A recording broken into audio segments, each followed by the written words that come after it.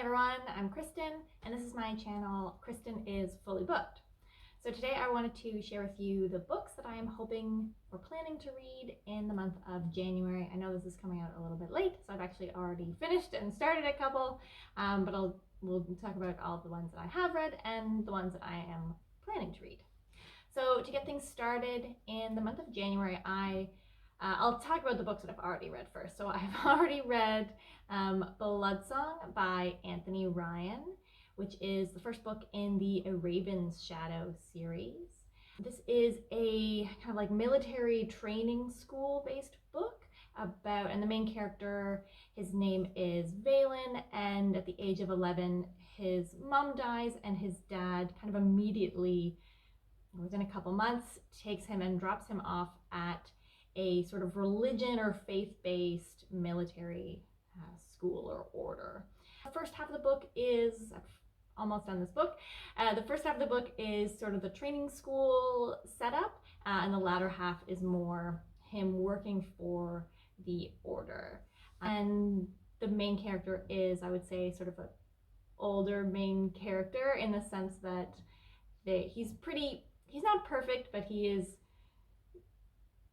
not super flawed. He's very good at things. He's very skilled at fighting. He comes to it very naturally. He's a very good person. He's a really amazing leader. So it's sort of like the more of your old school hero main character, but he's in really difficult situations. So it's not necessarily gray morality, but he's definitely is made to make some difficult choices that he probably doesn't want to. So really enjoying it so far, and I heard about it on from Elle on the page Elliot Brooks. So you can check out her page, I'll link it below. One of the other books that I've already read this month is The Ruin of Kings by Jen Lyons, or Lyons, I don't know the way that you pronounce her last name. And this is the first book in A Chorus of Dragons series. And I'm actually doing this as part of a buddy read that Elliot Brooks and Jessie May from their channels, I'll link them below, are doing for the month of January. I actually don't want to say too much because I feel like anything you say about it is going to be spoilers. In fact, when I was reading the book and preparing to talk about it on this channel, this was before I finished it, I looked up the synopsis on the publisher website and it actually had something that was a spoiler, and I was already 20% in at that point and it hadn't been made obvious yet. Like, there was definitely some hints towards something, but it's sort of in the synopsis it presents it as this thing. So if you really want to be surprised and you don't want to know anything about who the character is, don't read the synopsis. It sort of follows a character who is flung into a situation way over his head, and it is a really interesting setup for the book in that it's sort of it has a couple different timelines and it goes back and forth chapter to chapter, as one timeline starts sort of a little bit behind the past and is coming up to the present, and the other storyline starts further back than that and is coming up to the point where the one storyline. So it's really confusing at first, but it's really interesting, and I might actually do a full review. But if you want to follow along with the buddy reads, check out Elliot and Jessie's channels below, and we're also about it on the app Byzans, so you can check us out there. And I think that they're going to be doing a live show, so I'm really looking forward to the live show for that one. The other book that I read right at the beginning of the month was Eidolon, which is a fantasy romance by Grace Draven. This is the second book in the Wraith King series. The first book is Radiance, and I read Radiance last year and it was really, really good. It's sort of like really just warm, fuzzy, feel-good romance. There's a little bit of a fantasy plot. There's almost no plot in the first book, I would say. It's mostly just about the relationship, and at the very end there's like an epilogue where something happens. It's not even directly related to the main characters, but something happens in the world in the epilogue of the first book, Radiance, and that sets up the storyline for Eidolon, sort of following the two main characters in the second book as they deal with this sort of external world conflict that's happening. But really, if you are looking for just like a really, really nice, simple, feel-good, cozy romance, definitely check out Radiance. It is maybe the healthiest relationship I have ever read in a book. Ever. I actually might reread it later this year and do a review on it because I just thought it was really great. I'm kind of tired of reading really, really unhealthy, toxic relationships. So those are the books I either have read or am reading currently. Next on the list is Eye of the World by Robert Jordan, which is obviously the first book in the Wheel of Time series. I'm sure it doesn't need an introduction here. It's a really, really popular, well-known series. I think it's 14 books long. I read the first book when I was in high school, so quite a long time ago. I read the first couple, and I was just not really looking to take on a lengthy series at that time. I don't even think it was finished at that time as well. One of my goals for this year is to read the Wheel of Time series. I'm gonna aim for one book a month. However, I think they are longer books, and I don't want it to totally dominate my reading this year. So I'm gonna start out at one a month and see how that goes. And actually, Jane on the channel Bedtime Bookworm is doing sort of a Wheel of Time reread, buddy read. And I think she said the same thing, where the goal is maybe not necessarily even to do one a month, but to start out in that one a month sort of vein and see where it goes. And I think she's set up a Discord, so you can check out her page. I'll link it below as well. Okay, I have to start fresh with this next book because I had a package arrive. But the next book on my TBR is A Dance with Fate by Juliette Marillier, which is the second book in the Warrior Bard series. Juliette Marillier is one of my all-time favorite authors, and she's the author of my favorite book, Daughter of the Forest. Love to do a reread and video on that in the future.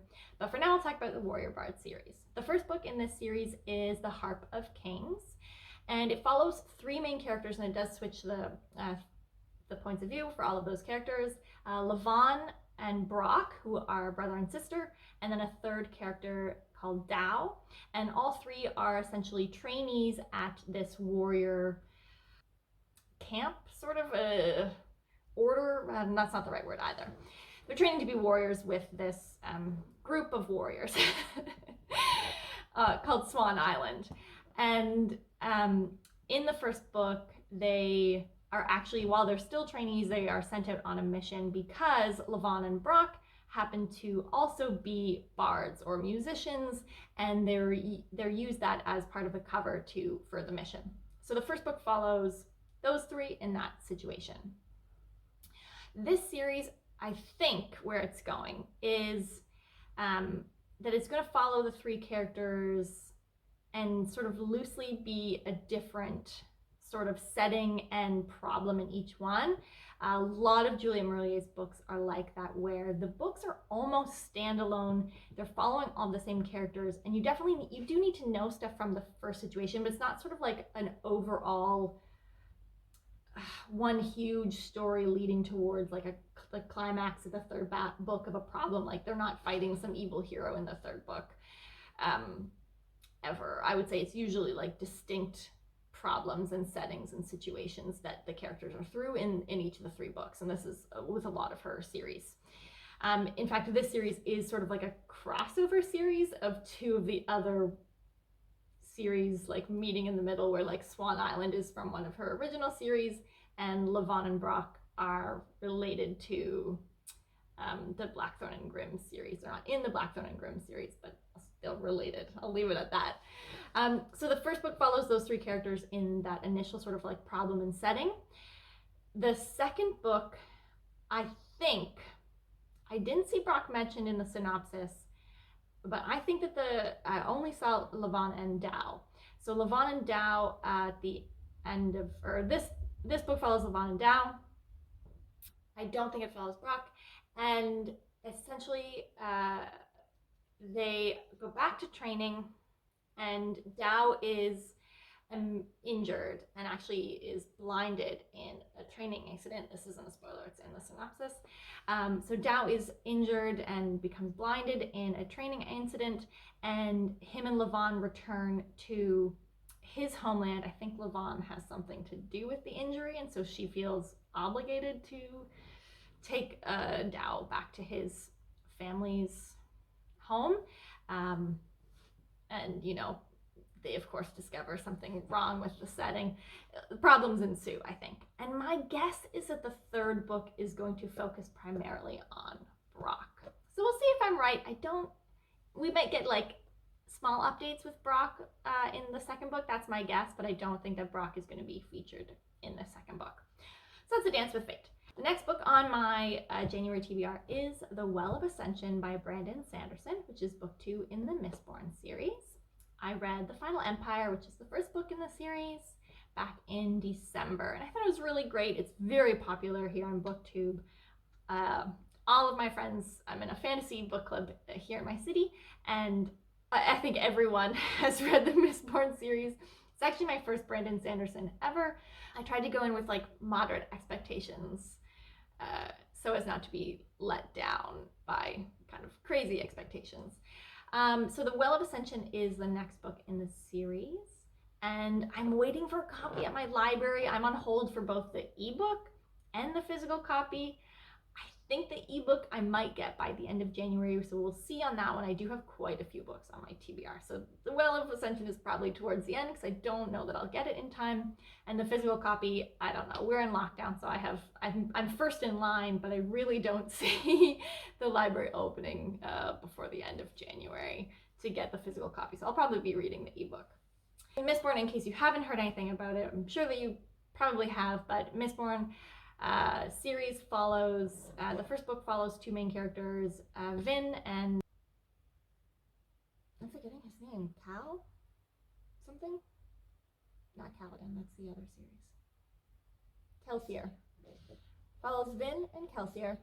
And Vin is like a young thief on the streets who gets taken under the wing of Kelsier, and she joins his band of thieves instead, who are a little bit more mature and advanced, and he and his group are setting up a heist, but essentially instead of like a typical heist where they're stealing something, the problem that they're dealing with is that they're actually going to try to overthrow the ruler of the world that they live in, the Dark Lord, essentially.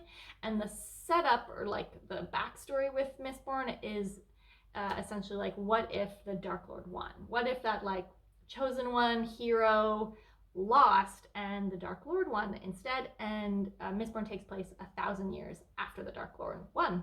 I thought it was a really, really fun setup. At the beginning of every chapter had like a little blurb from the diary of the hero, so you were getting sort of the backstory, and it tied in really, really well as it went along. It was really, I really enjoyed that. So those are all the fantasy books that are on my list, except for the final one, which is a YA book, but I'll just go into a little bit of kind of how I want to break down my reading. So with each month, I'm going to try to read something that is not fantasy, or it's not something that I typically read, which is usually fantasy and YA fantasy. So I'm going to try to read like one contemporary novel, we'll see, a month. I want to read one classic a month. I've read a lot of classics in the past, and I think last year I only read 2, and they were both rereads. So I'm really, really going to try to read more classics. And then I'd like to listen to at least one book on audiobook. So for those 3, I'm going to read Identity Crisis, is the contemporary novel that I'm going to be trying to read this month, by Ben Elton. It's actually for a book club, a different book club, a non-fantasy book club that I'm part of here as well.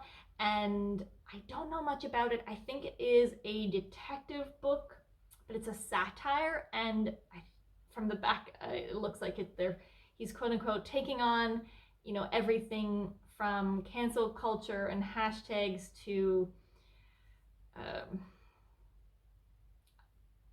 identity and stuff like that. So we'll see. I think it'll be interesting. It's definitely outside of my wheelhouse, but I'd like to do that a little bit more this year.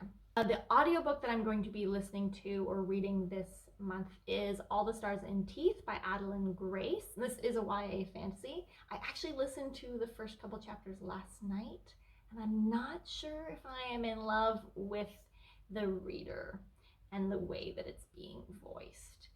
The writing seems very decadent and lush and excessive so far in terms of like the imagery and the descriptions. And the reader is really, really getting into that. And I don't know if that's how I would read it in my head. Like, I think I would back it off a little bit. I don't know. We'll see. I'll keep trying at it and we'll see. But I'm pretty picky with audio readers for books. Stars and Teeth is about a princess, I think, of what seems like an island-based world, and she has to prove that she is an eligible heir by showing that she has mastered the particular magic of her bloodline, who are the rulers of this island-based world. And I am pretty sure the setup is that something goes wrong when she's doing this demonstration, of course. And she somehow teams up with a pirate. So potential love interest, I'm sure. But I really, really enjoyed it. I read a couple sort of like water sailing based books last year and I really liked them. I usually like sailing setups. Most of the imagery. I also find I really enjoy when characters are really, really attached and connected to their environment. Like, that's part of why I love Daughter of the Forest so much. I'm sure I'll talk about that more several times in the future.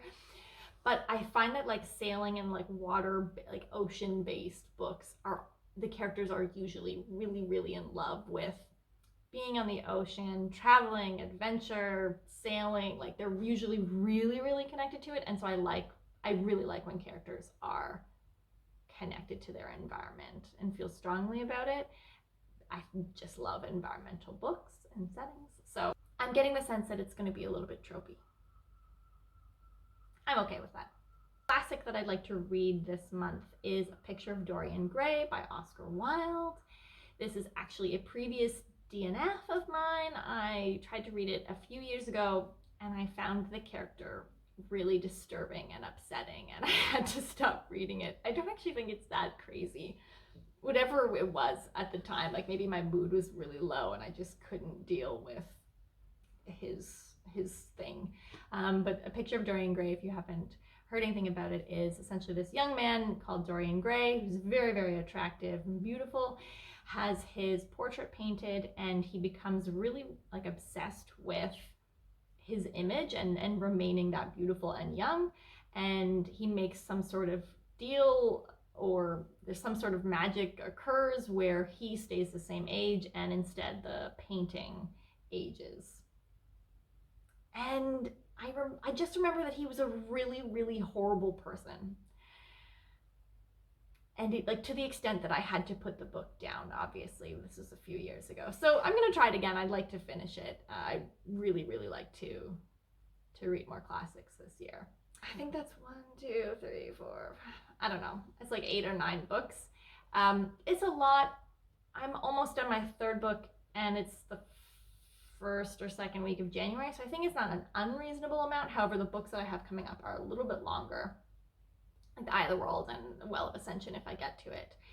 However, if I have time or if I'm feeling something a little bit lighter than the other books that I have on my list, I went through a phase over Christmas where I read a bunch of romance books, like just straight romance, like Regency era romance novels. It's just not usually what I read. And so a couple of them were sort of like series that I'm open to continuing this series or to keep reading in that series. So the 2 that I'll sort of like play it by year and have on hand if I have time or if I'm just really, really feeling something light. The first one would be The Many Sins of Lord Ian Mackenzie, which is in the Mackenzies series by Jennifer Ashley. I've read the first 2 already. And it basically follows, there's 4 brothers. This is the 3rd book. I imagine we'll get a 4th one as well with the 4th brothers, but it's essentially like a love story for each of the brothers. I really, really liked the first one. I think it was The Madness of Lord, did I say Lord Ian Mackenzie for this one? No, okay. So the first one was The Madness of Lord Ian Mackenzie. The second one was The Scandalous Marriage of Lady Isabella, which follows another brother, Mackenzie, or Mac Mackenzie. And it's actually like a second chance at love story, which I love. Second chance at love. It was pretty good. I think I liked the first one better, but it was also good. I think I liked the non-romance story of the first one, the Lord Ian Mackenzie one, than the second one. But that's just preference. And then this third book, I think I said Ian Mackenzie before, but it's The Many Sins of Lord Cameron Mackenzie, and he's the third brother. He's sort of presented as, he's a widower, and you know that from the first two books because all of the brothers are in all of the books. And he's presented as someone who has a new woman every 6 months. So obviously someone in this third book is gonna catch his fancy. I just think they're fun.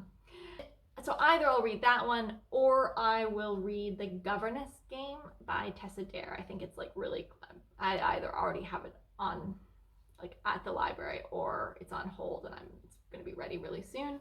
And this is part of the Duchess or Girl Meets Duke series of Tessa Dare.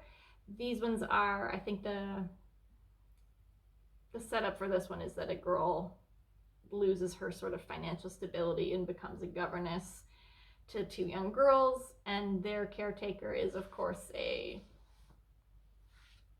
bachelor who doesn't want to settle down. I think we actually meet him in the first book in the Girl Meets Duke series. That was the Duchess deal, and I think this girl is a friend of the girl from the first book. And there's like a scene in the first book where they're at a bookstore and the friend runs into this handsome man and it doesn't go anywhere. So I'm pretty sure that that's what this second book is going to be. So that is all of the books that I either have read in January so far, I'm going to read in January, or might read in January. We'll see how it goes. It is a lot of books. I've definitely been more of a mood reader lately. So I think by giving myself like quite a few options, I can switch and move around based on how I'm feeling. Anyway, that's what I'm reading in January. Let me know down below what you are reading in January, and I'll see you the next time. Bye, guys.